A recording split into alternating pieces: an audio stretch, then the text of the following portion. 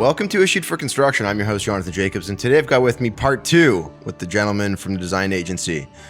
I have Matt, Alan, and Anwar in front of me. We joked in the last recording that we should do a part 2. And while it's only been a week for all of you listening, it has been a month and a half for us between recordings. And there's some things that have changed in a month and a half. My hair's longer. It's been a busy month and a half. A little warmer outside for sure. Catch my breath here. And some things have changed in your business, which is pretty exciting. So we'll get to all that. Gents, thanks for doing this again, taking time away from everybody that's surrounding us. After this, there's a design meeting downstairs because they're currently under renovation in the space. Good luck with that. Thank you. Thank you. And our absolute pleasure.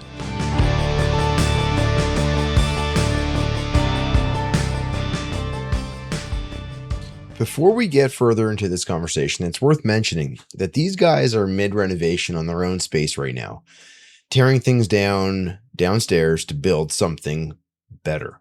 For Kaplan's Appliances, that same idea of building something lasting applies well beyond the sale. The sale is really just the start of the relationship.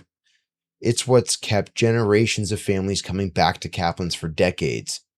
And it's what happens after: the service, the communication, the follow-through when something needs attention. Rob and the team, along with Janine on the industry relations side, have built the business around that kind of long-term trust rather than a single transaction. So if you're planning a renovation, or you're planning to build a new home, or you just want a partner who's still there after the purchase, go check out Kaplan's.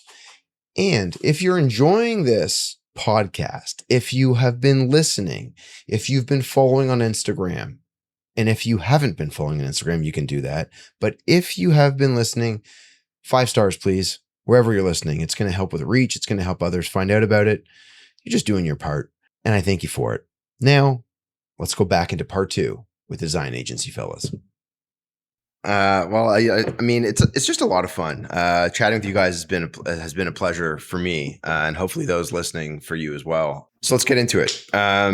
Some of the things that we spoke about last time, and admittedly, I think all of us have pretty much forgotten some of the topics discussed. We talked about origin stories, and we talked about the overall evolution of your careers, and then we talked about the growth of the business, starting off young and expanding, and from working in hospitality to the overall growth beyond that. We started talking about the concept of marine design. We talked about the ideas of furthering hospitality work. And then there's like some larger venue work that's happening. So today we're going to talk about a lot more on that scale and what really has changed in the last month and a half that I found out was in the works. I think we hinted at it last time, but it was very subtle. It was secret. It was. And if you listened to last week, press pause right now and write a comment. And I'm just curious, could you guess what this is? So if you didn't press pause, so what happened between? Yeah, I mean, I don't know if we'll necessarily lead with that, but okay, you want to go somewhere else first? Let's do it. Yeah, I mean, I think what we realized when we did the last talk with you is that it's hard to kind of cram almost 30 years into whatever that 90 minutes that we had with you, right? So it was like, yeah, you end up, having great conversation like this, and you're like, what did I just say? Or what did we cover it? Did it tell a story? Is it chronological? Is it, is it checking the boxes? Does it make any sense? So it's, there's a lot that has happened over the years, and even the past month and a half, like you said, and we'll get to that. And even like you just hinted, in 2 days we have our big block party, our 12th annual block party coming up, where we invite the whole industry and clients and friends and all kinds of suppliers and great sponsors. And so we have that coming up on Thursday. So we're definitely in party mode, which is the same release date as part 1. So if anyone listening to this right now, the party happened a week ago. Right. Exactly. That's right. Yeah. We're actually live streaming the podcast during the party. We're living in the present and the future, and then the time past. travelers. Yes. And luckily, this podcast won't blow the guest list because you'll be hearing it after the party. So we won't have any randoms. I'm missing it. I'm going to be. Yeah, really upset I'm going to be in DC. So okay, so let's talk. Actually, let's start off with this. So one of the topics was last time was talking about the kind of the expansion of the business, and there was the expansion into Europe. And so I want to do a bit more of a dive into what that looked like. One, how did that happen? What was the catalyst for it? Was it on the radar of something that you wanted to go out there and do? Was it a part of like a business plan, or was this just natural?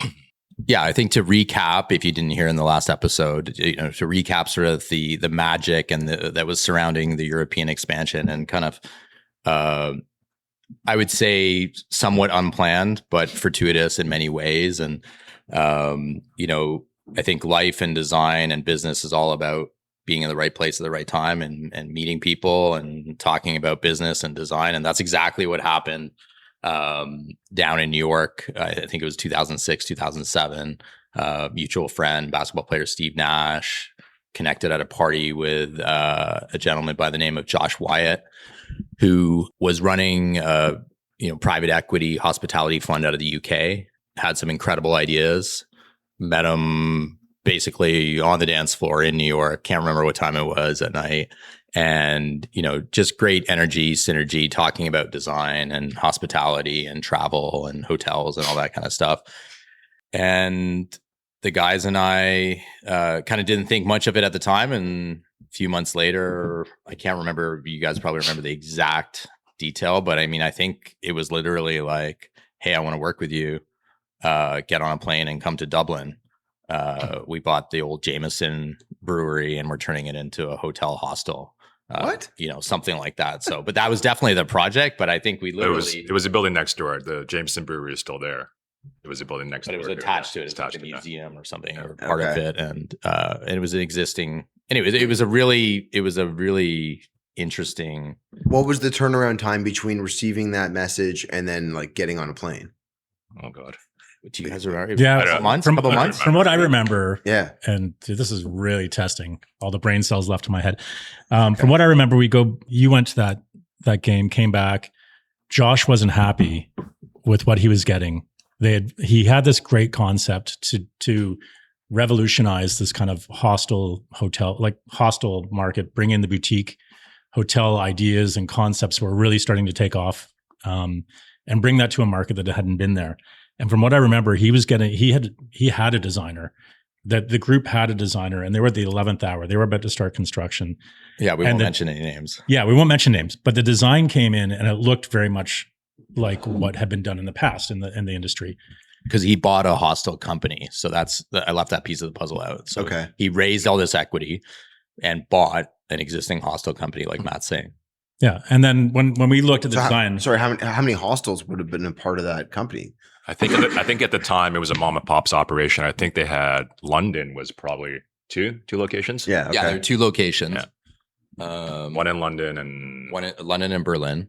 Got it. And yeah, Matt's right. And they had started a process with a big international design firm, and it just didn't have that secret sauce. It didn't have the magic that Josh was envisioning. Yeah, and he had raised the money on this thesis of taking boutique hotel cool to kind of this, and what we called at the time sort of this like entry hospitality market. So for young travelers, it evolved from there because it actually became something that was amazing for all travelers of many different age groups.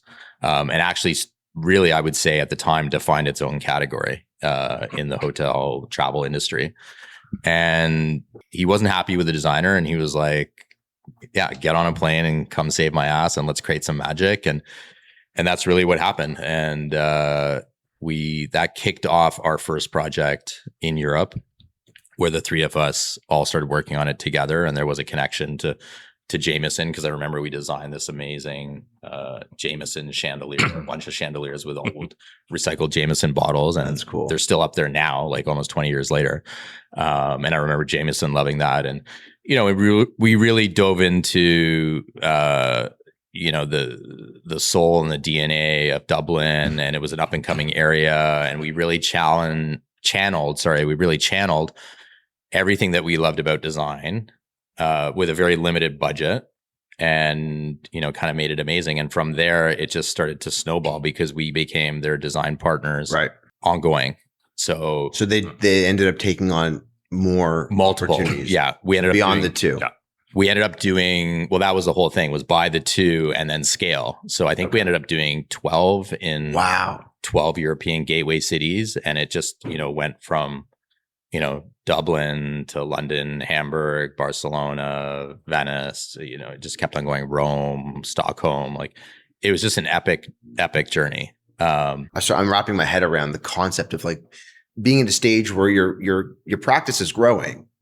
You've made this introduction. You've met someone that wasn't happy the first time around. You're hoping, right, that what you're about to put in front of him is going to hit.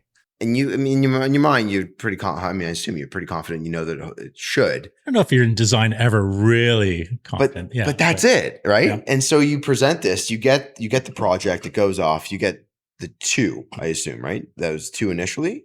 Well, I think London came later. Came later. No, it really just was like Dublin, and then just snowballed. Right. To like 2 or 3 per year for like. But it was successful. The Dublin one was kicked off with a great success.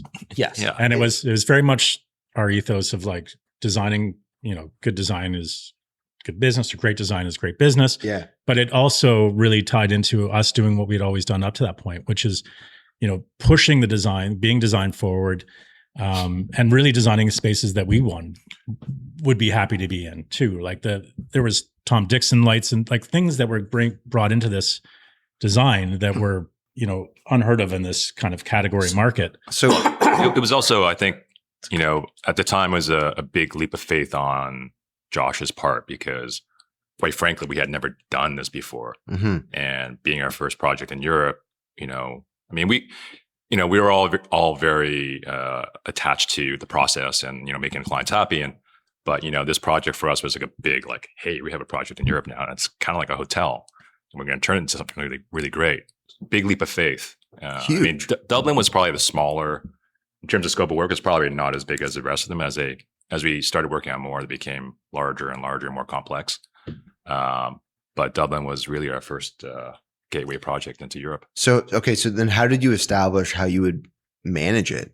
Was it travel back and forth? Yeah. There was a lot of travel back and forth, and like Alan said, that was more of an adaptive reuse refurb project.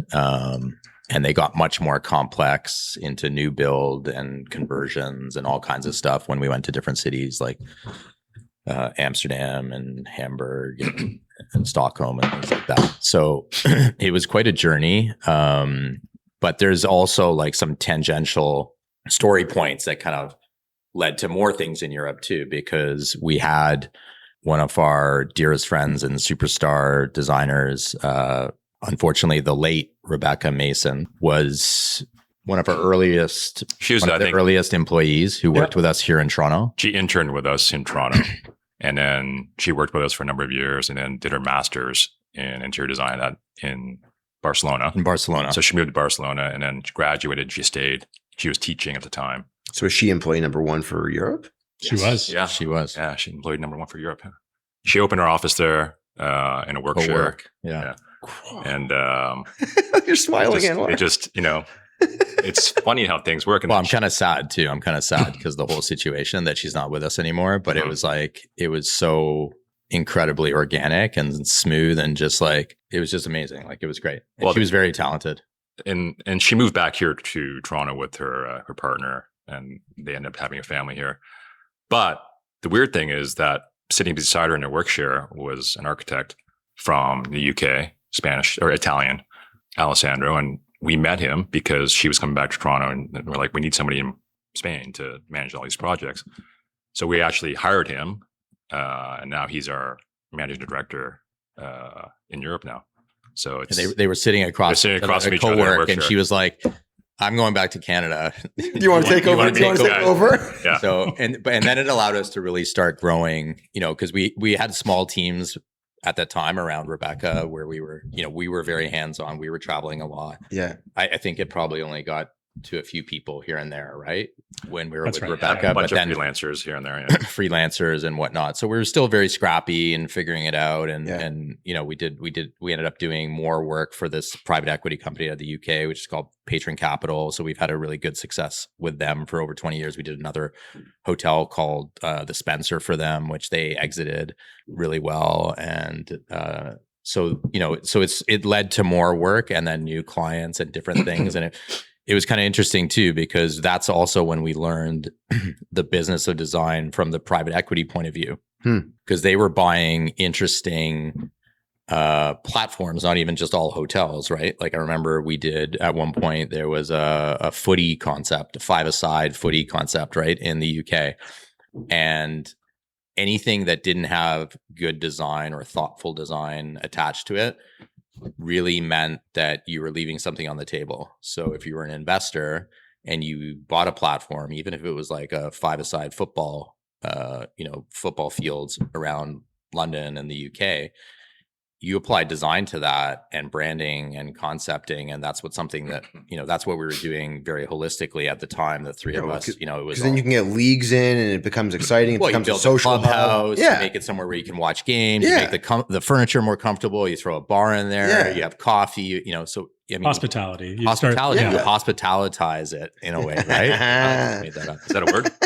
It is now. It is now. Hospitalitize. Right. So, I just saw that and I was like, wow, this is like the gravy train. Like there's so many businesses out there where you can take, and again, that good design is good business. And so we were really tapped for that. So anything that this company was buying that needed design, we would go in, even if it was a small project, big project, whatever, and we would help, basically add value through design. And then through Alessandro, we were able to start building a studio in Barcelona, and then more clients heard about us. It just kind of snowballed from there. Yeah. And we started working with companies, investors that were in the US that were doing projects in Europe too. So it's, the ecosystem took us I think that was about 15 years ago. So it's taken us about 15 years to really, really get our boots in the ground. And for sure. And you had asked us earlier on about the strategy that we had. Yeah. Was it part of the strategy, or we didn't have a strategy for the first 15 to 18 years of our career, right? So hard. It's really hard. Yeah. I mean, you're flying by the seat of your pants, and you're it's thinking intuitive. There's an intuitive underlying. You're moving between different worlds, between business and design, and trying to merge the two. And what we really did for Generator was we brought design to a sector that didn't have design before, right? It was never thought about as a design forward product, right? So that's what revolutionized the whole industry. It was that Generator, the brand, brought design to a sector that never had it. And then we applied the same thinking to, different sectors, like bringing hospitality to the residential world, bringing luxury to platforms that never had luxury before. So, trying to mix and match, between the different worlds was something that we loved doing. So I think that's what's part of the secret sauce for Generator. There was a nice, also, I'm just trying to think outside of even the work in Europe, there's a nice connection to a project here in Toronto that also brought us sort of into a relationship that was European based too, because I'm thinking back to probably 15 years ago, or around that time, 13 years ago, when West Bank built the Shangri-La Hotel here, and we got involved with Nick Jones and Soho House. Obviously, like the quintessential UK private members hotel club now, has gone through an incredible up and down and all over the place kind of storied success story, I guess. But in the earlier days, I guess, again, when Nick Jones was very involved and based in Europe, and we got involved in the Soho House here in Toronto. So we were working with him in Europe, but on a project here in Toronto, which was pretty cool, building the Soho House in Toronto at Shangri-La. Speaking of building something across the pond, that same European craftsmanship is exactly what The Doors brings right here in the GTA and across North America into the Bahamas, the Caribbean, because they import windows and doors from Poland using systems like Schuko, Rainers, Aluprof, and Aluplast, and many more. They handle the cutting locally, so everything fits a Canadian build or an American build or an island build without the usual headaches of an overseas supply chain. Martin and Marta run a tight operation, and if the conversation about scaling design quality across borders resonated with you, that's the exact same standard the Doors holds itself to on every install. If you're building, and it could be commercial, not a high rise, but a restaurant, gym, could be anything at street level, small multiplex. If you're building a custom home or you're renovating it and you want European engineered doors and windows without the shipping nightmares, go find the Doors. They're in the liner notes. You can email me. It's Jonathan, JONATHAN @issuedforconstruction.ca. And if you haven't yet, hit the 5-star review button and give us a follow on Instagram. It helps more people find out conversations like this one. Now, back to the guys. So that's when it really felt like, okay, it's kind of going both ways. Yeah. It's like we're working Both sides of the pond. Yeah, we're working from this side on projects over there. Plus, we have clients who are interested in coming over to this side of the pond, whether Right. it's the US or Canada. And that's where it started to really gel. And you know, I would definitely say that, you know, even before we met Josh, like I personally had spent a lot of time in Europe and traveling around, and I had a lot of family in Paris. But when we started working in Barcelona, that's when we were really afforded the opportunity to travel a lot more, see a lot more. You know, there was a lot happening in the hotel world, in the luxury world, in the lifestyle world. Mm-hmm. A lot of new brands were built around then, like just even watching, Right. you know, the Ace Hotel being developed on the West Coast and then it making its way to Shoreditch, and, you know, just following these brands, and then us working with Soho House from over there, over here, getting involved with that Momofuku and David Chang. And it's kind of like everything just sort of, you know, falls from one to another and it just kind of cascades into different opportunities. It's been pretty amazing. The timing was right too. I think, you know, our success has been built around timing, talent, and luck. Really, right? Those are the three things that. That's your pyramid. That's the pyramid. That's my trifecta. I mean, What? I push back so hard on that word on the last one there, Yeah. pyramid. I push back so hard on it, and I appreciate like it's the humility side of things, but at the same time, excuse me, I'm going to put the explicit rating on this, but fuck that. Like luck. You got to be good to be lucky. Is that what you're? There's so many things that go beyond Yeah. that to have these things happen. You have to have a mindset of grinding things through, going out and meet and getting connected and developing relationships with Steve to be able to meet Josh, to then go and hit that out of the park on project number 1 that leads to project number 2. You don't get project 2 without crushing it on project number 1. And I'm saying this because I'm not trying to knock You just try to slag me? I have to. Yeah. I get it. Fuck luck. Like luck is what happens when you buy a lottery ticket and you win. Sure. You're not buying a lottery ticket. You're putting in sleepless hours. You're getting on planes. You're dealing with jet lag. You're making massive concessions to family and relationships by trying to grow a business. And that is that can be a burden. That can, at the same time, it can be amazing, right? You're stepping away from other projects of stuff that are happening here to go and manage things that are further away, which puts a lot of onus on the staff here to be able to take on that role of no mentorship at the time. Yeah. I mean, a lot of trust. Yeah. Right? Like we've always had, I would say, It's not fucking luck. I would say, luckily we've Luckily, always yeah. had.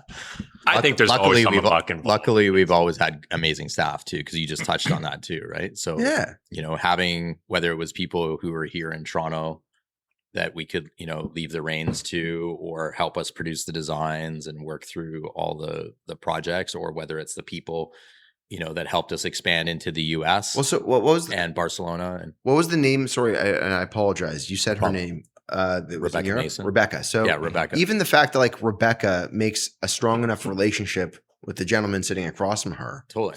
right? Mhm. That there's now this opportunity to be able to have someone now go and run your European division. Mhm.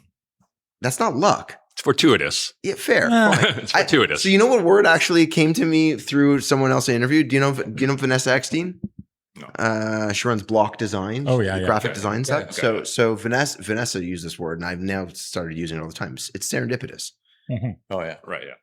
Yeah. Yeah. which I think is a better, ton of serendipity. right? That's a softer way of saying it. Yeah. I agree with you. No, but I know I'll concede to that. I'll Fiction concede, matters. I'll concede to that. I know what you're getting at though too, because it's you don't want to discredit all the hard work, Hard work. all the Of course. choices, right? All That's- those. It's about choices, right? Totally. You're making choices. But no one's discrediting it. I think that's just table stakes when you're starting your own business, right? Yeah. That's like, you have to grind it out. It's like, there's no, like you, But there are people, and if you're listening to this and you're at the cusp of whether or not you're going to grind or you're going to give up, you grind in the right way, and you're going to make, like, there is an opportunity to make it. You're going to for meet sure. someone during that grind that's going to be the opportunity that you didn't know you were going to get. 100%. Yeah. We've been grinding for so long. We just take it. We make it table stakes now. It just feels like it's table stakes, but you do have to put in the time. You hit it right out of the park there. You have to. There is a lot of commitment. There's a lot of sacrifice. There's a lot of like believing in good people. There's strategy is great when you can look forward, but there's a lot of post rationalizing. Like, okay, we did this. Like, what does this mean? Like, how do we either What do we learn? repeat what we did really well? How do we learn from our mistakes? And then when we do it enough times, you can get together and you can make a strategy for what goes forward. But yeah, I mean, it's all those things. It is a lot about grinding. It's a lot about committing and following through. So on that topic, because I'll now leave Europe. We now understand Europe, and we'll kind of, to an extent. Or do you want to add more? Yeah, no, I think Europe was our first, just to put Yeah. to put context around it. I mean, Europe was our first satellite studio, It was our first, yeah. right? Around So the right, that's where, so without a strategy, it became a strategy, right? In a way, in a very serendipitous way. You put a footprint Right. down. We opened a door to some opportunity. Yeah. Like you said, we knocked it out of the park. And then also through a separate tangent through Rebecca, we also, and I mean, a lot of this as well goes to the love of travel and the love of culture. And I mean, come on. I mean, Barcelona is a great city. I mean, Yeah. who would not want to have a studio in Barcelona? I feel like we talked about this last time. I've never been to Europe, so Yeah. Yeah, you you mentioned talked that. about So, that, yeah, yeah. it brings a tear to my eye. believe me too. But I mean, who would not want to build a studio in Barcelona? And we've always been very wise about how we, spend our dollars and how we grow and how we invest in the company. And we let the opportunity and the work and the serendipity lead, so if there's something there, we'll go after it. Sometimes now we're getting a little bit wiser and we'll be more proactive. And we'll actually, preemptively go after things. Yeah. Whereas in the past, I think we've been very reactive. And Barcelona was just, too good to turn down, too good, let's do this and we want to do it. And now, over 15 years later, we have an incredible team of almost 20 designers there, still led by Alessandro and his wife, Marina. Very multicultural group of designers, French, Greek, Mexican, Spanish, Italian. And we get to go over there also and work on projects in Europe with this super talented team. And are they the ones that are pitching the work when you have opportunities, or are you guys still involved in those? Go ahead. Yeah, I'd say it's both. I mean, Okay. they're pitching work. We are definitely still heavily involved. Yeah. And I think it's we talk about it all the time. Like, at what point are we able to not be involved in every pitch all the time anymore? We're doing Herculean efforts to pull ourselves out and let our really strong leaders lead. Yeah. But that's an ongoing It's hard. exercise.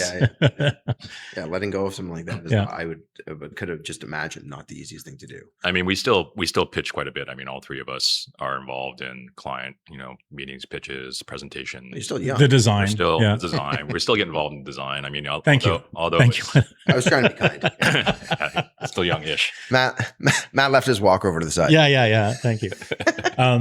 I do want to go back. I mean, what's really interesting about when we opened up the Barcelona studio and then LA, DC, and so forth is looking globally at the talent pool, like how talent moves around. So Toronto is a obvious hotbed for talent. There's some amazing firms here in Toronto, Mhm. but you also start running out of people to like the talent pool gets a little bit tougher Yep. when you're competing against other great design firms. Yeah. But like a market like Barcelona, where there's still great design firms, there's a really great global talent pool. So people are coming in. The Anwar, you mentioned it, like it's multicultural. People are coming in from, from Dubai, from Italy, from England, all over Europe into this hotbed. So you kind of got an expanded talent pool, which has made it a little easier for us to grow that team, which is a really interesting thing. So that kind of goes from like post-rationalizing now into strategy. So you can like, okay, now we can look globally at all the studios and like, where are we going to grow? Where's the next, peak or valley of work coming from? How do we pull talent in and really bolster the teams globally? So unlike some studios, our studios kind of all work together as like one major studio. Like Barcelona might be focused on European projects, but they'll be working with local people here in Toronto.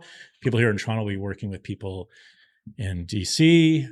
And then I don't know if this is a good segue, but this kind of leads to the next big thing. Don't do it. I'm not going there yet. I'm going to hold on it. Sorry. Okay. Because it's a cliffhanger for the rest of the episode. It is a cliffhanger. It's going to come out. Yeah. Let's leave it as a cliffhanger. Yeah. We can talk about the US a little bit more. I see Anwar shaking his head over there. He's like, no, not yet. I agree. Because there are a few other things that I want to actually talk about that you kind of led into about how you post-rationalize things and then you make plans. And there was a discussion we had last time about residential and commercial split. And I want to get into like why it ended, how you were able to review that and how the decision came to be. Like the private residential, like the individual? I think both, right? I think we can tell the whole residential story around private residential and what we call multi-unit residential, right? Yeah. Which is for sale or for rent. Yep. Because there's a big history of all of that in the industry and also in our firm. I mean, for sure, when we started our company, I mean, we were designing small residential projects, a few big ones too. Yep. Because at that time, when you're starting a firm, it's like, you'll take anything, right? So it was, you need a bathroom renovated or you need to build a 5,000 square foot house on the Scarborough Bluffs. We'll take it. You know what I mean? So I think that was our orientation or our education in design too. Because I think like I felt like we were kind of feeling out the different segments of the market. Yep. So a bit of residential, a bit of multi-residential. The residential, I don't know exactly when, but it started to I think we made a conscious effort that it started to kind of fade away. And we were definitely leaning towards larger, more complex projects, more hospitality, more commercial led. So we stopped sort of the private residential. Can I tell the story why we stopped residential? Do you remember what happened? Well, we lost a lot of money on a few projects. I don't know if you're it wasn't necessarily. We did have one moment where everyone's like, "What do you guys do?" Matt was deemed the residential. So we divided and conquered. So it's like Matt does residential. Amar is going to take a stab at this new commercial thing. And so I did what was Alan going to do? I don't know. I can't even remember. I think it was just drawing. Yeah. I was like, I can't remember. But the residential game is a completely different game. Yes. Like when you're doing hospitality or when you're doing commercial design, it's completely different libraries. But more importantly, it's completely different client groups. So the residential client group is a very challenging client group. You're half the time you're a therapist. Yep. You're working hours that are not commercial working hours. Yep. So you're like on the clock after hours. Yep. So we did take a stab at it, and we did have some good, like a good bevy of clients, and but it's just two totally different studios. And then like I would be getting phone calls like on a Saturday morning that a toilet paper holder fell off the wall like at 6:00. Get over here Where right was away. the blocking? Like I was like, blocking was there. Shouldn't have stood on the toilet paper roll. I'm not shitting on But that aside, the working hour thing was just, you can't do it. Yeah. It's exhausting. It's a totally different mindset and client management style. And so that was why I said I can't do this anymore. But we were also. But is that how it ended? That's how. Well, that's kind of how it. Well, and then so we're hyper focused on hospitality. That was our passion. Yeah. We grew up in the hospitality world, restaurants, nightclubs, bars, hotels. So that's really what we wanted to focus on. And so we realized that, we need to sort of pick a lane to some extent. Yeah. And then, the multi-unit family residential stuff was kind of halfway between. It was like a large scale complex projects, but at the same time, we were able to bring hospitality, forward thinking to those projects. So that's kind of how we started. I mean, we did a lot of multi-unit residential purchase and rentals in the past 25 years. Obviously, the market now is a little bit slower. But there was a time when we, I think we did a lot in the early 2000s, and then we also strategically stopped. So there was a time too in the Toronto kind of market, multifamily residential market, where there was a lot of competition. Yes, remember there was a lot. People were dropping their fees. Yeah, early 2000s to like 2000. Early 2000s. Boom. There was like 2012, something like that. Yeah. There was a lot of two cranes strictly condo designers who were doing all the condos, and the fees were low. Yeah, and we were competing against them. Yeah, and we were like, what are we doing? Yeah. Well, plus it was a little. It didn't feel like something we wanted to, continue going after. We actually shut it down for a little bit, for a couple years. Yeah, I mean, it was also disappointing seeing the end product, because at that time, developers were just like, let's just build it and they'll buy it. Didn't matter what it was, what the quality was. Yep. And so you design something really kind of nice and beautiful, and then all of a sudden ends up being kind of shitty. I was getting trashed. Yeah. And so it's kind of like disappointing. Yeah. It's like the fees aren't there. The developer doesn't care. So why are we doing this? Yeah. But I do think what's interesting, if you do look, again, post-rationalizing, we do have good metrics. We do track how many projects a year are in the hospitality industry, how many are multi-unit residential, blah, blah, and all the different divisions. I don't think we ever actually stopped or made a conscious decision to stop doing multi-unit residential. We did be very careful about which ones we were selecting. We did, however, make a very conscious decision to focus on hotels, and specifically going after luxury hotels in the hotel market. So we did do a huge push and effort to get into those hotels. Currently, right now, we still probably have about 30% of our project load, somewhere in that range, is multi-unit residential, and the branded residential, the purpose-built rentals, those are actually quite strong globally. I mean, Toronto obviously had a bit of a dip, but we're learning. Yeah. We're late to the program pretty often. Yeah, I mean the way I remember it is I see it more as what Alan was saying, was there was a period where developers and clients were taking it for granted. So it was you could only do so much design, and they were kind of building shit. Yeah. And it just became this machine where, people were buying, and it didn't really matter about design. Yeah. But then I think when that roller coaster ride continued, but I think, and we did stop for a while, and then we picked it up again when the developers started to value the design more. And I think there was an uptick in design quality and architecture, and better architects and better projects because they had to differentiate themselves in the market. And I think we got a few signature, really cool residential projects. I can't list them all right now, but you guys can probably think of, there's a few kind of landmark ones where somebody was doing something interesting, whether it was the way that they were programming the space or the location or the architecture or something. There was a kind of a reason, and we started to get back into multi-unit residential. And more recently, even though Toronto and Canada has had, a massive dip in that whole industry. That's not the case all over the world. Toronto's it's very much not the case, right? We have over 20 projects in the Florida, Miami area, mostly residential, some hospitality and luxury hotels as well. But that paired with branded residential, which we're seeing, and again, in places like Dubai and Miami, and will slowly start to come to other cities as well. That's only sort of really in the past 5 years. About 15 years ago, or 12, just under 15 years ago, we started working a lot on rentals, so purpose-built rentals, but with heavy branding, heavy brand stories. So building a portfolio of purpose-built rentals. There's one incredible one that we did in the UK for Real Star Developments called Uncle, which is a collection. Fitzrovia is doing it here in Toronto. Very similar. So there was these, we did it with Node, this other group out of the UK. So it was kind of branded, added value, purpose-built rentals. And there's a huge trend for that. I think in the last 10 years, we've been doing a ton of either branded residential, purpose-built rental. And I know that that's starting to happen more in New York too now. That's right. Yeah. Well, It's slow Yeah. in New York comparatively to There's some other great places. conversions. They're changing a lot Yeah. of the legislation. Like even if you look at, kind of Midtown or the Flower District there, they're converting from industrial to residential. Yeah. So they're allowing for some cooler projects in New York. Yeah, I mean, especially across Europe. I mean, brands like Accor are leaning heavy into branded residential, Right. all across Europe and Middle East and Asia.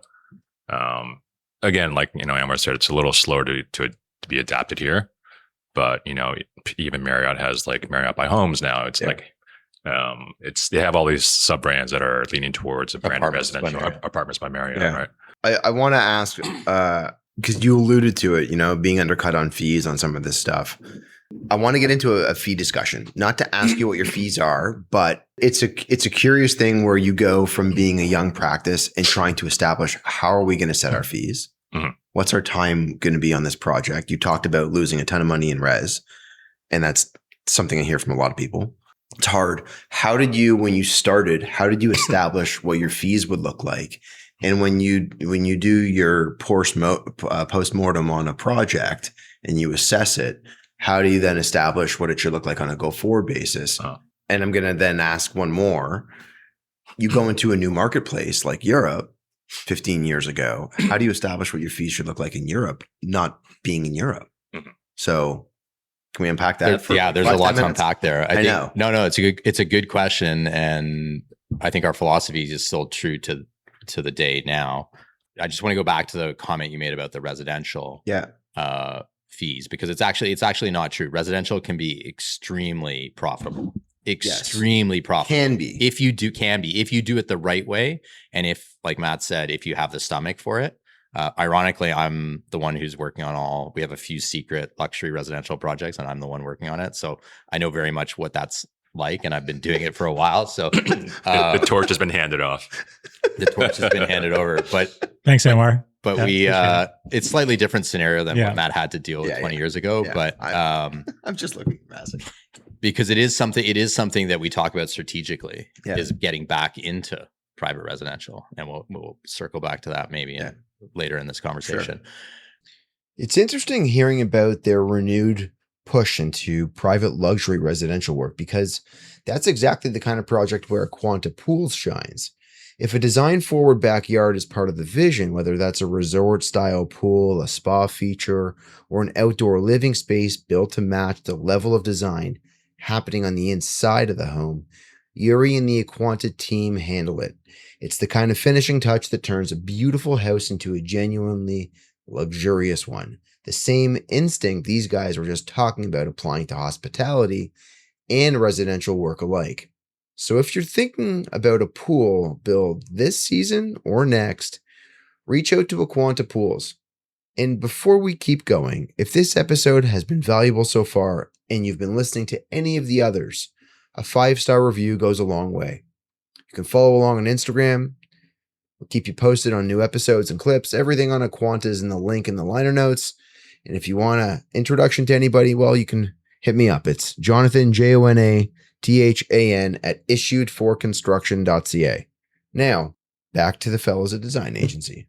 But at the time, my recollection too was we also didn't know how to charge fees for residential. So we were doing like flat rate fees, which is bad. Just don't do that. It's got to be hourly. There's got to be a retainer. So if you're lessons learned. If you're young and you're starting your practice, or you're currently debating how your fees should be structured, now go ahead and say that again.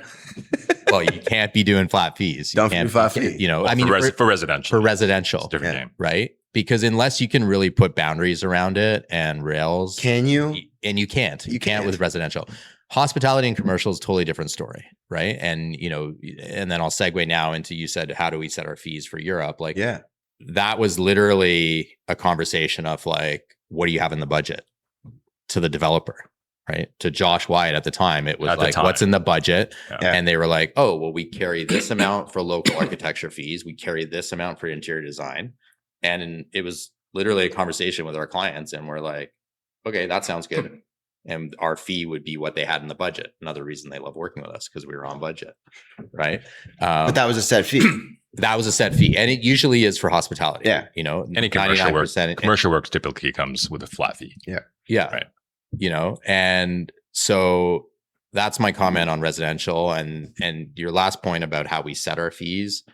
I mean, it is a bit of a sliding scale. I think the thing that leads for us always is, first and foremost, is time.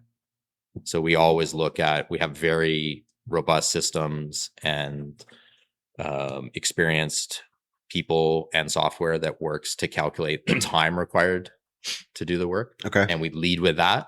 But then it is a sliding scale a little bit, because it depends on travel, partner involvement, all kinds of intangibles, like, you know, and sometimes too, like we do charitable projects where we'll drop fees. There'll be kind of shiny object projects where, you know, it's not really about the fee. It's just we know that we want to 100% do that project. Right. I think we've kind of feed all kinds of things, right? Like, well, it's also hyper regional, right? Like yes. you alluded to, how do you fee in Europe as opposed to feeing in, you know, Middle East or the States or Canada, Washington DC. I mean, we've versus LA. Yeah, I mean, not the same. Originally, when we first started, it was like, what can we charge these people so we can survive for the next month and a half? Right? That was the original fee structure, right? But obviously, over the past 25 to 30 years, we've done enough projects where we keep track of, you know, was this project profitable? Was it not? We also have industry benchmarks. We kind of know what people charge over the past, course of our experience, that we understand what people charge. And we also, if we lose a project in an RFP, we'll often call the client and say, hey, by the way, why did we lose this project? Can you let us know? And sometimes it's about fee, sometimes it's about being, in that city where the project is, all different kinds of things. But I think that, over the past, while we've gotten pretty good at sharpening our pencil to get the fee to where it needs to be with the client, and then for us to make money on it. Europe, we find a bit more challenging because the fee structure is a little bit different over there. Mm-hmm. The work mentality and the culture is a little bit different. So we're trying to find the right formula for Europe right now. Middle East is a whole separate, that's like the Wild West right now. Okay. So it's like you just throw a number out there and see what happens, right? Mhm. So it's kind of a weird place, but I think we've learned over the past 30 years. So Yeah, no, I was just going to say, I mean, you mentioned RFPs. A lot of these are bids. Yeah. So we are going up against bids. So you do get the definite temperature check. I think on top of learning where our fees need to sit, there's a whole ton of work that goes into our organization, which is trying to help, how do we contain projects? How do we do projects more efficiently? How do we do amazing, great design and provide excellence? But how do we not, spend exorbitant amount of time creating that excellence? So we are constantly retooling the back end of how we look at work, how we structure the teams, how we kind of tweak every aspect of the design process mm-hmm. to make sure that we can hit that level of excellence, but still kind of stay in a competitive range in terms of fees. Again, because there are, you said benchmarks, Al, there are benchmarks. There's thresholds. It's not like there's very few projects where people just come to us and say, you guys give us a fee, we're going to work on it. Yeah. Everything goes out to bids. So you've got to stay within within these guardrails or within these thresholds to be able to win the bid. But then it's on us to be able to produce the projects. How can you be as efficient as possible? Well, there's that to some there's degree. that, yeah. To some degree, I mean, it's time and it's time and it's talent, though, Yeah. too, right? Yeah, Like, but what do you I mean. charge for talent, though? Yeah. Right? That's the intangible. Well, and then it comes down to the hiring process. You go and hire people in Europe, right? And what does it look like to pay those people in Europe? You're going and hiring people in offices in the US, understanding what the market calls for pay in those regions to be able to retain the right talent is a whole other knowledge set that you need to then retain. That's HR. I mean, That's a business in itself. That's a whole business. 100% it is. We have a very making sure that you pay, top percentile, and that you're running a profitable business in each market is extremely difficult. It becomes challenging because each market has different pay sort of ranges, and Of course. so we're going through our HR department. I shout at Jackie and Krista, but they are going through this whole pay equity thing right now, and it's trying to level set, pay scales across the, different regions. It's a lot of work. And we actually pay for reports every 2 years to get, sort of regional pay scale salaries. So we can level set and, make sure that we're paying, people, well, yes, in those regions, and making sure we keep up with it, because it's competitive out there, right? So you have to be able to pay your people well to retain them. Well, and you want those people to be the advocates for the next hire. 100%, right? yeah. They're out there and they're talking about the exciting stuff they get to work on. They're being remunerated properly. They've got the drive, but then they've also got the I'm trying to think of the right word. They're empowered enough that their design intent fulfills what you're looking for, so they can actually run with their own concepts, right? In some capacities. There's the whole element of and it's thrown around, and it probably means different things to different groups, but the idea of the DA culture, the culture of DA is also part of that whole secret sauce. Like, again, extremely talented designers we have working with us, and operations people. It's about building that kind of, and we don't want to call it family, but it's about building this kind of culture of excellence, culture of empowerment, having great mentors mentor and bring up the next generations of talent. All these things help, that plus salaries and all the kind of other design accolades and rewards are what build this really powerful culture that we do have, which is extremely important to us, that helps us achieve all these goals across the different studios. Which is, it's kind of the underpinning. So you talked about, we've been talking about the concept of like, how do you pay people? What does that all look like across all these different regions? I'm curious to know, when you're dealing with a client, how do you structure your agreement so that you're not credit for them? Do you charge them progress in advance, or do you charge it after? Smiling. No, I mean, it's different. It's hard. We have a standard. So we charge, we do progress billing. Yep. So we have, 5 phases in our design process, and we'll charge a percentage of phase completed. Every month. For every month. And then we'll also charge a retainer at the beginning of the project, which is X percentage. People are always trying to whittle it down, but of course they are. They always do. That's the opportunity for negotiation.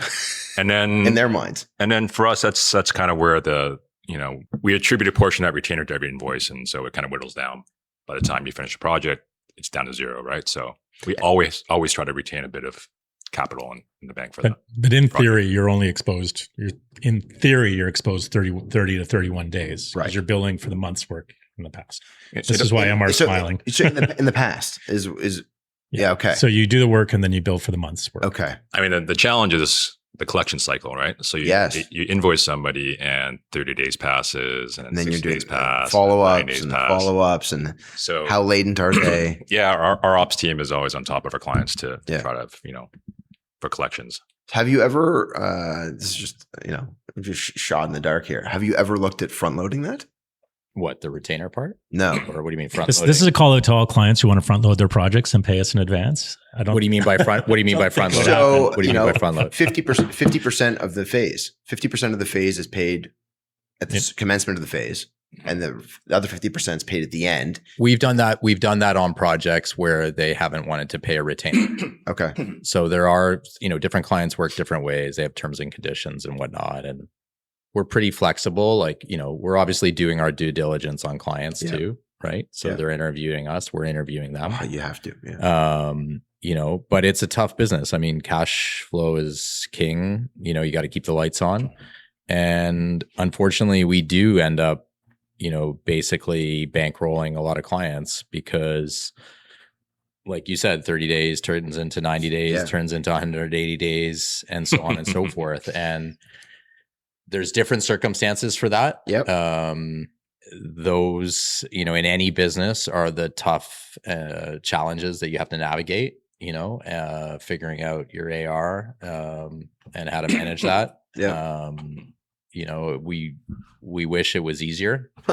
It's after now doing it for this many years, we know it's never going to get easier, and there's no like perfect, secret weapon. I think you got to know your clients, and sometimes things don't work out the way you want them to, and it's challenging, but we have a good system that we think works for us. And it is something that is we're seeing a lot of movement and involvement around fees too, right? Like that is something that is changing, Mhm. you know.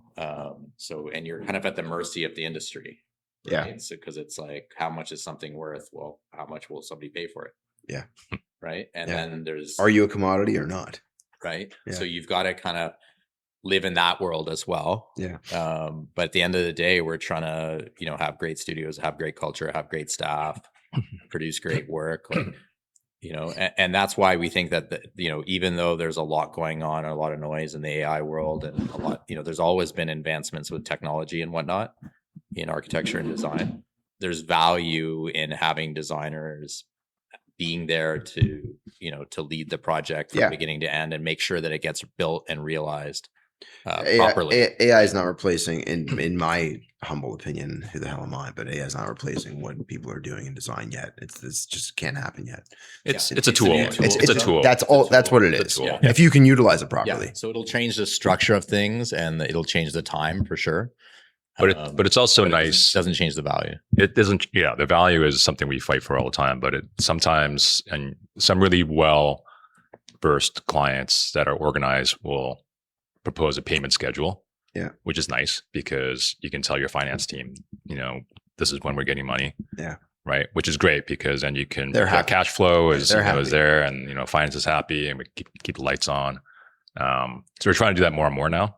But again, it's hard, you know, schedule slide and things change and you never know. So cognizant of time. So I there's a couple questions left that I want to ask because we're going to try to be prompt today. There's another question that I want to ask you, and that is as we talk about the evolution of things, and we kind of touched on it a little bit last time, and it was about marine design. Yeah, I think the next two questions are actually kind of, we see them as one. Okay. Right? Like it's marine design falls into sort of live entertainment, stadiums, different segments. Yes. There's different verticals of business that we find interesting that we haven't touched on yet in our careers. Yeah. So marine design is definitely one as we start seeing luxury travel move into, you know, yacht design and the marine industry. But that applies to everything like sports and entertainment, especially live music. Golf is another thing that we, you know, very passionate about, and also who golfs? All of us. All of us. Oh. And you know, who's the best? Oh, that's up for debate. That's why I asked the question. You were really serious right now, and I'm like, I got to lighten it a little bit. No, totally. I mean, there's never a dull moment on some of these projects for sure. So what is that? You see what I'm saying? Like, these different. So it's not just marine design; it's like all these new segments that we're interested in, where we see a huge advantage, where design can help.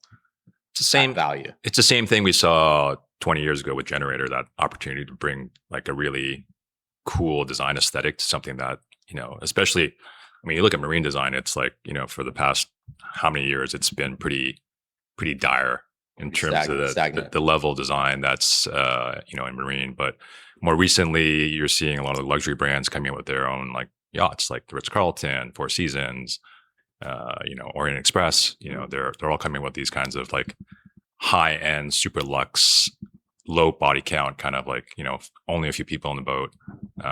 So that's kind of what interests us. Obviously we haven't gotten any marine projects yet, but I think we are looking at it as a segment that we want to get into as well. And like Anwar said, it's a little bit like residential though too. There's a whole different library that you need to have, different resources, different suppliers, different materials, different codes. And so it does take a little bit of a learning curve. It's not like you just apply straight up what we're doing in hotels to the nautical industry, to marine, but the commitment is a little bit bigger than just saying we just want to do it. We're going to have to start doing various steps to be able to do the projects as well. So, we're getting in front of the right people, and we've got some people here at Design Agency who have marine experience. So we're leveraging their experience. They've already worked in that industry. That's cool. Right. So we're going to the conferences, we're meeting all the right people. We're talking to people in Europe and in the US.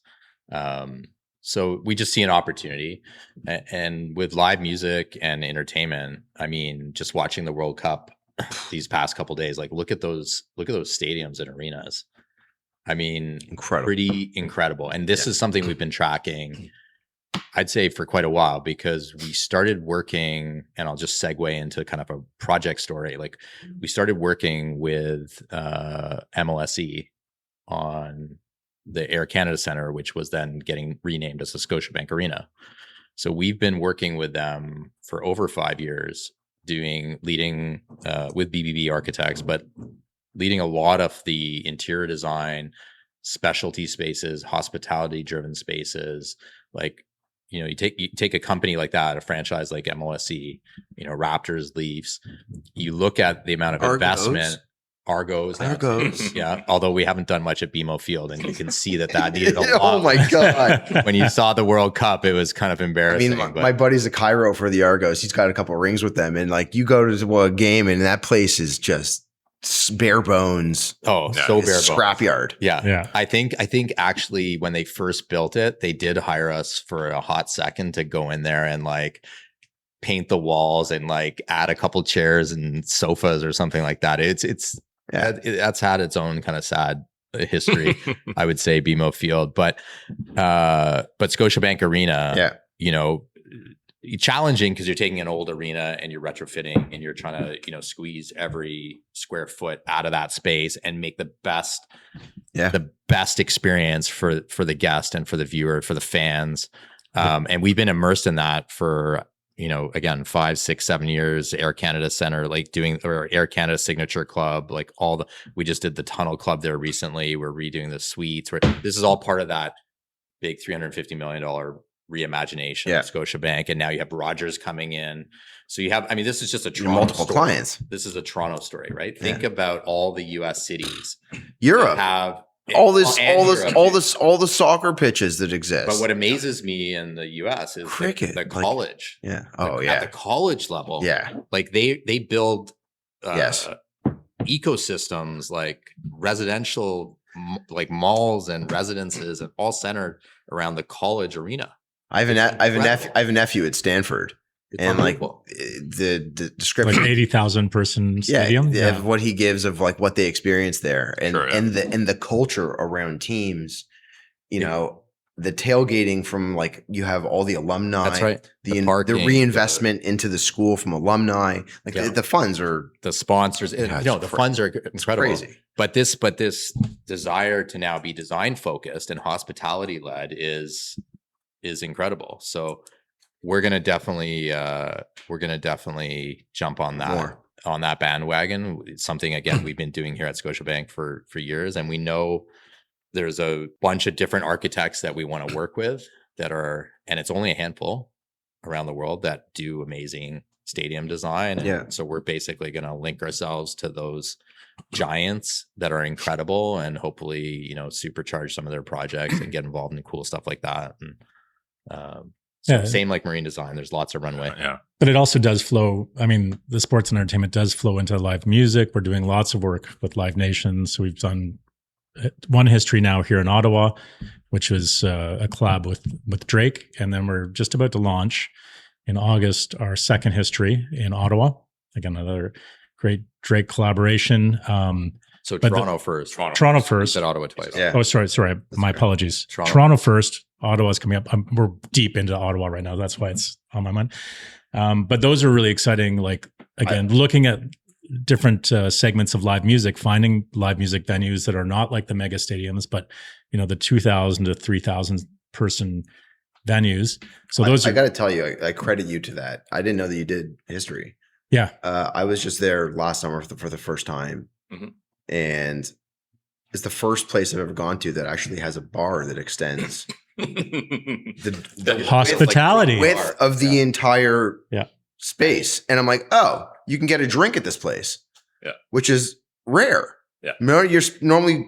You're waiting in a massive line there. It's like, okay, all I have to do is hire some bartenders. Yeah. It's like you're at the Phoenix and there's like one 5 bar up in the top left corner. Yeah.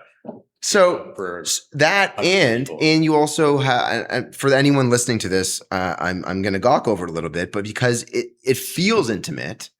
Like we were standing on the stairs, we saw Broken Social Scene last summer. Great band. They're like one of my favorite bands. Yeah. And so saw them last summer, right? And Kevin was joking during that show. They didn't have like full voice. And I was like, you don't need full voice at this point. You don't need to. You got the whole band up there. Feist was in town. Yeah, she was part of it. Incredible. But anyhow, we're standing on the stairs and you got a direct sight line to the stage. And those stairs, there's only about, I think it's like 6 steps down to the lower floor. So you had multiple people that were stepped up along the steps. And the railing positions, I'm sorry that I'm going into the detail on this, but the railing positions were far enough apart that you could stand, rest against the railing, and there's still more than enough space through the center for people to move through. Yeah. So these are all the things from earlier days of club design that were applied to. yeah, It's all about flow you could and tell. Sight lines. So credit to you. Thank you. Yeah. Thanks for making a great venue. You know who we learned that from? One of our earlier projects working with Charles Caboose. With Charles, yeah. At Government. Oh, Government. And And he also had on Queen Street, Ultra. Well, he had everything. Yeah. He still does. I mean, he's a giant in the city. But we designed Government. I think it was for the 10-year anniversary, and we did Skybar up on the roof. Yep. And, I used to go there all the time. For somebody who wears a headset and like watches how people flow. Yeah. Talk about a client who really knows operations. Yeah. And so there's a lot of learnings and stories and things that we've taken from years past where we can apply them now. If you're listening to this and you are looking at renovating a music venue or a Stadium. I got to tell you, as a person that has experienced many of them, consider them the guys in front of me right now. You should definitely be speaking to them. Thank you. They understand flow and like positioning. While also looking at design. You go look at the portfolio, the designs there are. But sorry, I digress. Yeah, I think, and I mean, we building on all our experience again from these other venues, we're doing a huge megaplex in Regina right now, which is going to be a multi-restaurant, huge live music venue, collaborating with one of the OG people behind the Hard Rock Cafes, working with one of the original guys who's behind House of Blues and House of Blues expansions globally. Yeah. And then there's some really amazing groups that are involved in this that hopefully, again, we continue to work with and bring out just different design concepts like Live Nation's projects in history, or also like this big mega project kind of globally. So there's some good ambition, and it's kind of building learnings from each project's really progresses to the next one. Okay. So with that said, we've talked a lot about all of these areas of opportunity. There's one that we have been holding back. I feel it's an appropriate time looking at our overall time together. So let's go ahead. So, and before you say it, it's worth noting. So we did this first interview. I mentioned it. It was a month and a half ago. There was something that was happening at the time. Imminently. Yes. Yep. That couldn't be discussed. I didn't know about it, which is totally fine because I shouldn't know about it because it's for you guys. But now everyone gets to hear about it. So go for it.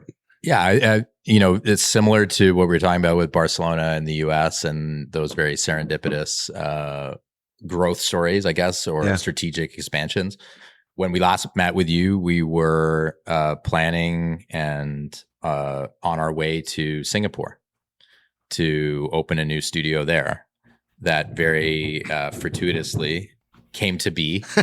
I'm going to leave it at that. Yeah. Serendipitously, fortuitously, luckily came to be. But I mean, to your point, putting in the time, meeting the right people, putting good energy out there. Long story short, a very established firm in the region was kind of closing down their EDG is their name, out of California. They were closing down their studio and contacted me and us to say, hey, you guys seem like you have, are on the trajectory to have the energy and the want to expand to new markets like this. And would you be interested in continuing our studio? Would you, we have a very talented team in Singapore. Would you be interested in taking over the studio and making it yours? And this is on the back of us going to Dubai last November. So we already had identified so this is what I was saying earlier about how now we're a little bit more proactive. Yeah. Right. So now we're thinking about, we're really tracking what's happening in the US. Canada. We're looking at regions like Cala. We had went to Dubai. We're thinking about the Middle East. We're trying to catch different regions based on cycle, depending on travel trends and the economy and whatnot. Obviously, when the war started, that kind of threw a curveball into the Middle East and Dubai. Yep. So that kind of went on pause. So I think it was only, July 1st is when DA Singapore went live. Mm-hmm. I think it's been a week ago. It's been 3 months in the making, like only 3 months. Like I think 3.5 months is when we got the call, and we jumped into a room and talked about it. And we also talked to a lot of different colleagues who had grown or built studios in Asia to kind of get their perspective on the market, what it takes, to your point, like how do you build the culture, get the staff. So we were already starting with a leg up by doing this, because there was a great team of about 5 to 8 people. So we were stepping into something established, working with some expats who had been in the region for over, for decades, plus working with a lot of local Singaporeans, an amazing office, sample library. Like it was just a great opportunity. We couldn't say no to. So we couldn't turn it down. I mean, it's too good. A good friend of mine, his architecture practice opened a studio in Singapore a few years back, and he said it took them like 5 years to really get established there. Yeah. So for us, walking into this thing and then spending 3 months, with back and forth with EDG and hashing out our own internal strategy, and then going to Singapore and meeting the team and onboarding them, all happened very fast. I mean, it was like a whirlwind. But we've been talking to people in the region for a long time, and all the hotel brands and operators and hoteliers are like, if you guys want to do work in Asia, in the APAC region, you have to have a studio here. So really, for us, it wasn't like, I don't think Asia, we had dabbled in that region a little bit, but we never really committed to it. And, part of our 3-year strategy was to sort of look at that region more closely, and just happened so fast. And we're like, okay, we got to do it. So we kind of fast tracked that strategy, and 3 months later, we have a studio in Singapore. But I think this is a good lesson though too, because we did all this post rationalizing and all this work. We did spend the better part of last year constructing a forward looking 3-year strategy on like where we wanted to be. And this was not necessarily regionally, but like what we wanted to have and what our growth strategy was and what opportunities we would go for. So we had identified the opportunity of being able to go into, like, this was an opportunity. We said, if we're going to grow, let's look at the different regions, and it's something that we will do. And when this came up, it was like our strategy had already had it in there. Yeah. So we didn't have to debate that. It was like, let's look at the opportunity, let's value it. Office space staff. You had people that you can communicate with. We had clients. Oh, that's crazy. Clients. We actually, I didn't know. Officially signed our first project, I think, earlier today. So before this? Yeah. Yesterday, I think. Well, yesterday their time. Yesterday their time. Yeah. Today for us. It's 12 hours. We woke up this morning and saw the email. So congrats. So we'll be announcing that soon. We're not going to say which project. Can't mention it yet. That's okay. But it's super exciting, and it's regional, and Singapore is also, the way we viewed it, it's a gateway, right? Like it's what a gateway to Australia, Africa, India. It works perfectly with our Barcelona studio. 6-hour time difference, 12 hours here to Toronto. Yeah.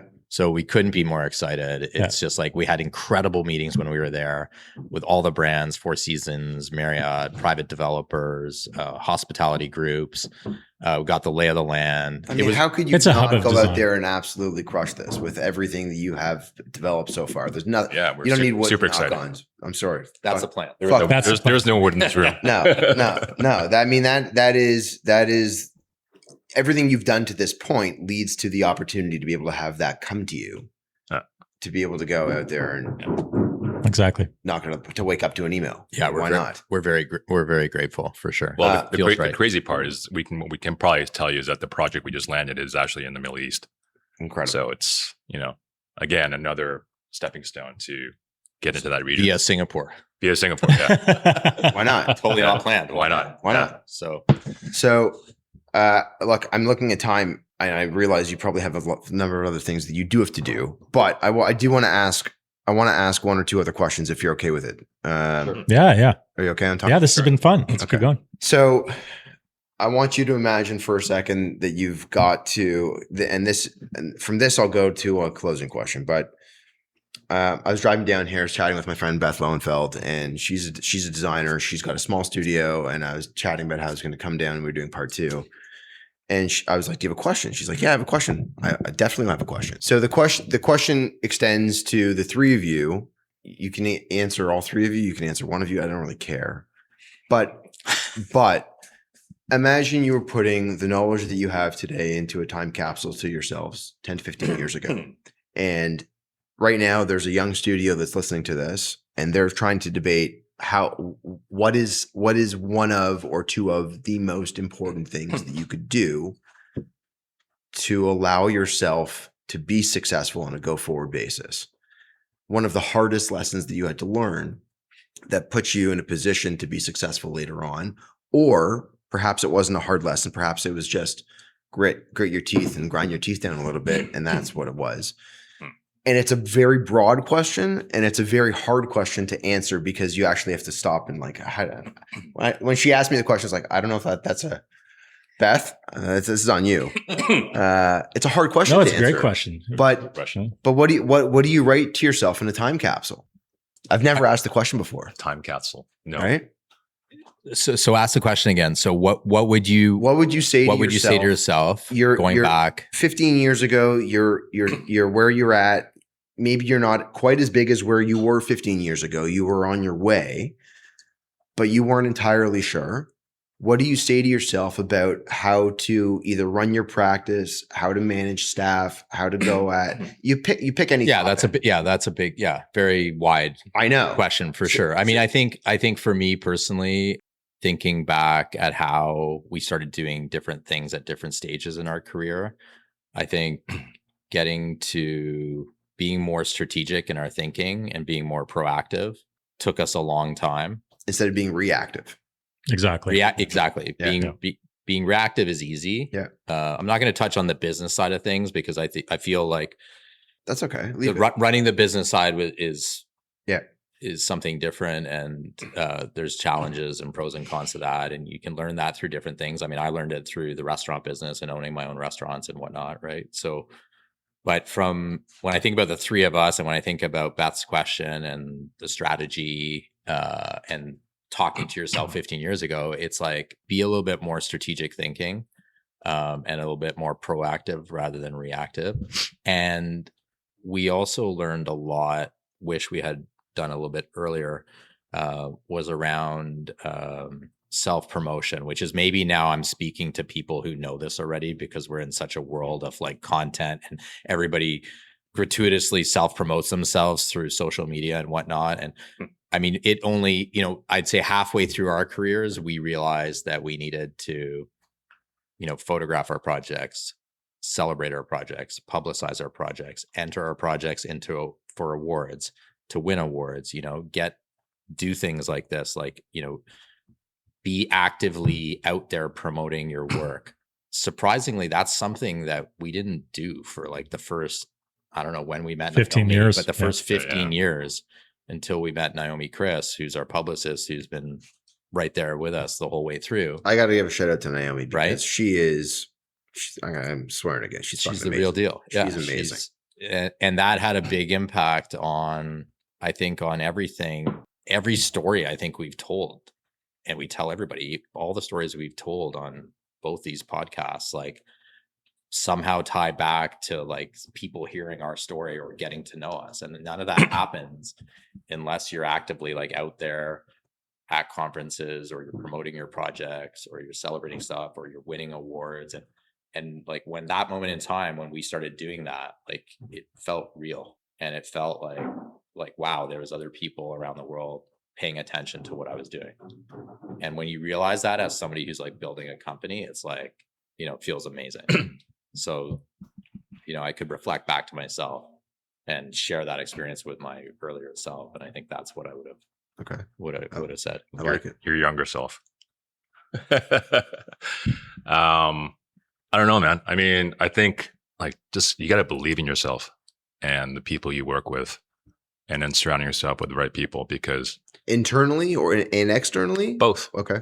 I think because, this, and we've learned this over the years, but it's about relationship building, right? If you don't have the right people around you, or you don't meet the right people, your career may just never take off, right? Also working with the right people, finding the right partners, right staff. And I'm believing, because, there were years and times where it was like, why am I doing this? It's like, this is so hard. And especially 15 years ago, we were just kind of like starting to get some, recognition and getting some projects, but there were many, many years there where it was like a struggle, right? So believing in yourself and the process and that you set forth and the people you work with, I think is super important. Yeah, I agree. I mean, both massive impacts on where we've come from. I think the very slightly different take I would spin on it is that as a designer, starting as designers, learning the business. I know there was some business knowledge before. It's really tough. But as a designer, what's also really tough as you're scaling the company and you're growing project teams and you're collaborating with different people, is learning how to switch from being, in university, they kind of teach you to kind of stand on your own. It's your idea, your ownership. You take this thing forward. You got to protect your idea. It's about learning to listen, soften, collaborate, switching from being, the pinnacle or the person that everybody's coming to being the mentor, to like spreading out the ownership on the project. So the more designers can collaborate with all and contribute with all their great ideas. I think that's the hardest thing for me personally over the years, is like transitioning from that person to somebody who's, collaborating on a larger scale and, watching our designers get celebrated for their great designs. And, I'm part of it, but they're a major part of it. So I think there's some, as you're scaling, I think that's also something that's, I guess I would have told my younger self, It's okay. It's okay. Be collaborative. Yeah. It's not all about you. And I think that would be one of the, on top of the two lessons that they've already said. Take it away. Well, there's three of you, and, Yeah. and varying scales. Like to me, I think that individually, those are all really important things that I think a lot of people can struggle with. I think a lot of people can struggle with handing over the reins to another designer when their name is the one associated with the brand. Mhm.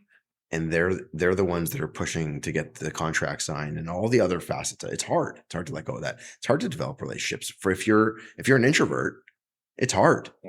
For sure. There's like a certain level of exhaustion that you can reach in a day when you just don't want to talk to anyone anymore. Mhm. Right? Well, that's why our names are not on the door either. Exactly. That's why it's Design Agency. Perfect. Okay.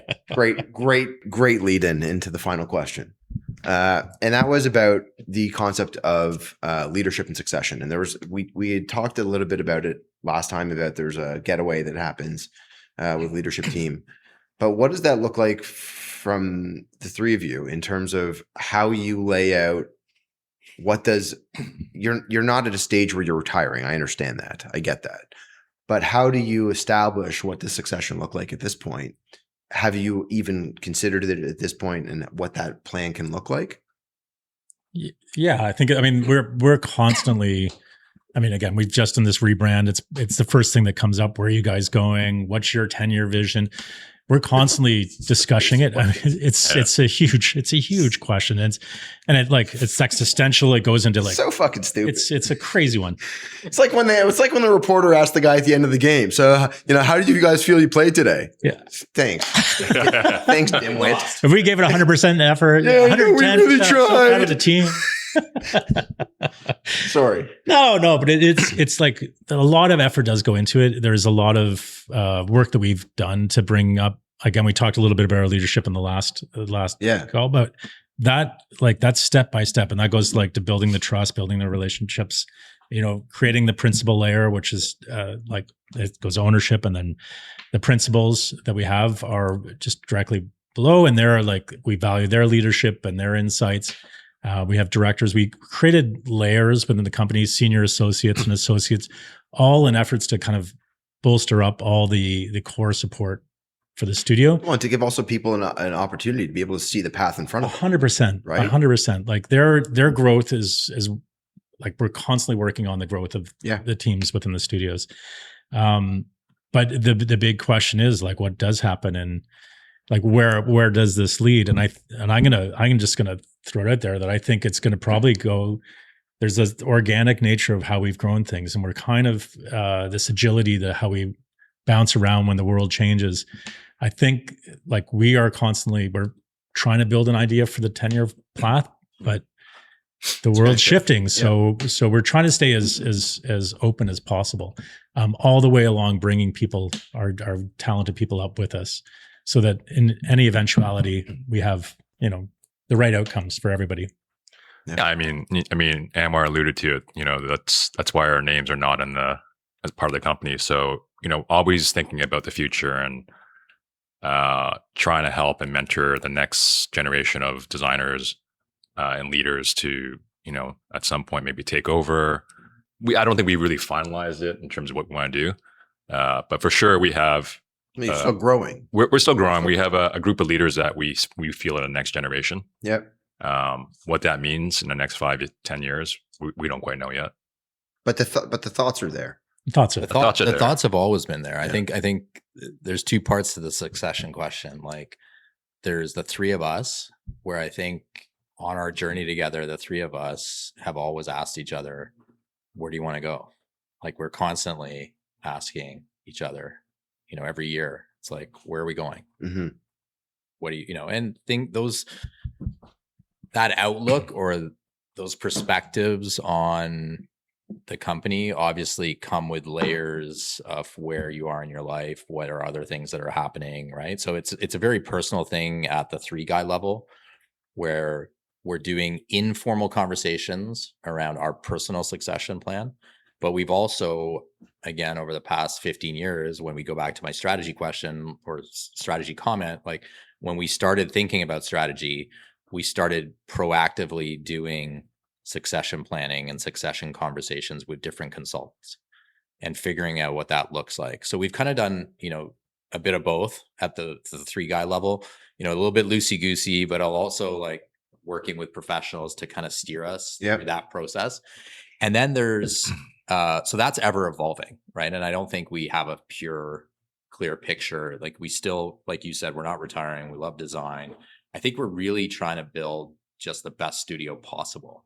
And what we've learned in the past couple of years is now that we're such a big, group of designers and talent, now we're thinking a lot about everybody's succession, right? So it doesn't matter where you sit within the company or the studio. We spent a lot of time and work to kind of map that out. So everybody sort of has a direct report, or everybody has a mentor, or we have an open door policy where people can come and talk about their career or their projects with us. And, we have an HR department. We have, a lot of our directors and principals, they're doing mentoring and talking to, they're micromanaging the succession of their teams. And so I think we've reached sort of that first hurdle, like that first step of building like the best studio possible. Mm-hmm. Is something we've done. And that was, I think, the first step towards whatever succession might look like. Fair. Fellas, it's been a joy. Thank you for taking additional time to do this. Honestly, it's been a ton of fun. And I think that anyone listening will have learned a lot about what it takes to grow a global practice and to still have the ambitions about what it can look like as you go forward. Opening new offices, looking at opportunities that haven't yet come across your desk, and what that can look like, and how you actually go out there and get it. I have really enjoyed it, and I have to say thank you for allowing me into your world and sharing your story with everyone. No, thanks. Once again, it's my pleasure. Thank you. Thank you. Sorry that you'll be missing the party on Thursday. You'll have to come back in a few months for the big reveal and launch of our new Toronto studio. You can hear the hammers and the drills in the background. So sorry to the editor. No, I don't think anyone can hear it. No, okay. These microphones are good. Pretty good. Yeah. All right, perfect. Good. So we are renovating downstairs, and there's going to be a big reveal of our kind of new client space. Amazing. At the studio here in Toronto for DesignAgency. Yeah, we'll give you a walkthrough. It sounds great. Thanks, guys. Thank you. Thank you.